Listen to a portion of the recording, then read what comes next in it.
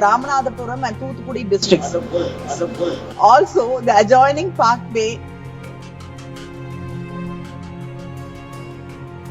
area encompasses India's first conservation reserve for the dugong sea cows. माननीय सदस्य श्रीमती कनिमोजी करुणानिधि जी. Thank you, ma'am.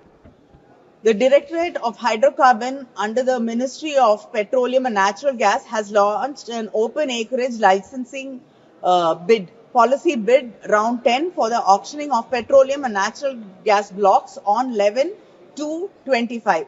It includes a block in the Kaveri Basin which falls within the Gulf of Mannar Biosphere Reserve and it is near the Park Bay. The Gulf of Mannar Biosphere Reserve has a rich biodiversity encompassing varied ecosystems like coral reefs, seagrass beds, mangrove estuaries, mudflats, islands and forests. It is spread over 560 square kilometers off the coast of Ramanathapuram and Thoothukudi districts. Also, the adjoining Park Bay area encompasses India's first conservation reserve for the dugong sea cows.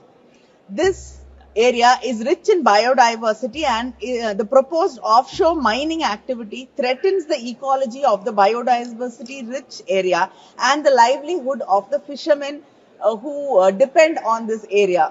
And the auction proposal of this ecologically sensitive block has to be stopped, and it was done without consulting the Tamil Nadu government.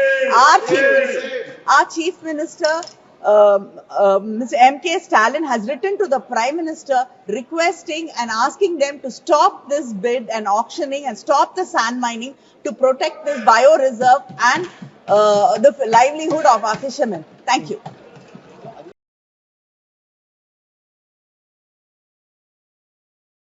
What for our Navy is sitting like a lame duck in the ocean?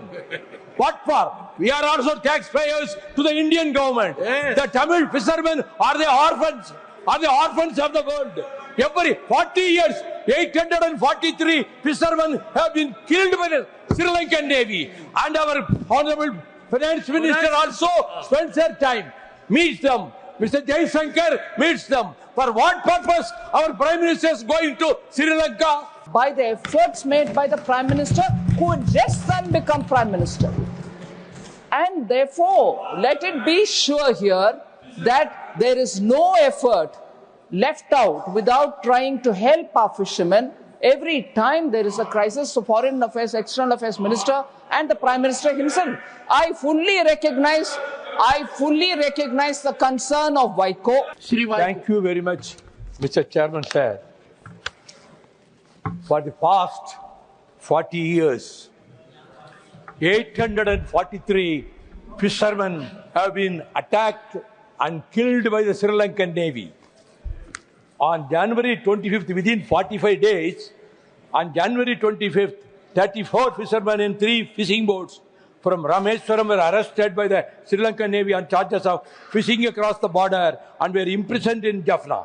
They were produced before the Kanimozhi court and fined lakhs of rupees. Those who could not pay the fines have been re-imprisoned by the Sri Lankan government. On 2nd February 25, more than 1,000 fishermen went to sea in numerous fishing boats. Among them, 10 fishermen from Tangachimadam were fishing a fishing boat of the Gulf of Mannar when the Sri Lankan Navy arrested them and confiscated the fishing boat. On February 19th, the Sri Lankan Navy again arrested 42 fishermen for crossing the border and imprisoned them. 8 boats were also confiscated. I would demand action should be taken to stop the inhuman actions of Sri Lankan Navy, which wants to destroy our fishing industry. So what for our Navy is sitting like a lame duck in the ocean? What for? We are also taxpayers to the Indian government. Yes. The Tamil fishermen are the orphans of the world. Every 40 years, 843 fishermen have been killed by the Sri Lankan Navy. And our Honorable Finance Minister also spends their time, meets them. Mr. Jaishankar meets them. For what purpose our Prime Minister is going to Sri Lanka? To express condolences to the Sri Lankan government and the Navy. What far he is going. Every day, no day passes without any attack. Even today in Rameswaram, Thangachimadam, thousands and thousands of fisher women and men are struggling and they are demanding justice from the government of India. Our Chief Minister, Mr. Stalin, has met the Prime Minister and he has met the External Affairs Minister and wrote several letters. But all are going to the dustbin. This is the way in which the Delhi government, the central government, is treating the people of Tamil Nadu, the citizens of India, fishermen. And hereafter at least, you don't go there. You call them here. Unless you stop this, whether any one time the Indian Navy fired any single shot when they came in, they never cared for them. The Sri Lankan Indian Navy people are collaborating with the Sri Lankan Navy officials. This is going on. Therefore, in whole of Tamil Nadu, we feel we have become totally orphaned by the treatment of the Indian government. I am so thankful you did. Thank you, Mr. Vaiko. Madam, please. Senior member Vaiko speaks a lot with emotion, and we are sympathetic and we understand his concern. But just that one line, which I think he said with anger, should be reconsidered. It's not right.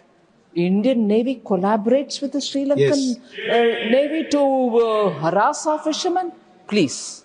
We will make all efforts. In fact, I'll take this opportunity to remind this August House that in 2014, this is a response to 0 hour. Whichever member said that, I would submit to you. In 2014, sir, it was Honorable Prime Minister who directly spoke to the Sri Lankan government on resumption of office here, on becoming the Prime Minister, and brought those fishermen who were sent to the gallows by the Sri Lankan courts and the Sri Lankan government, were brought back alive to India by the efforts made by the Prime Minister who had just then become Prime Minister. And therefore, let it be sure here that there is no effort left out without trying to help our fishermen.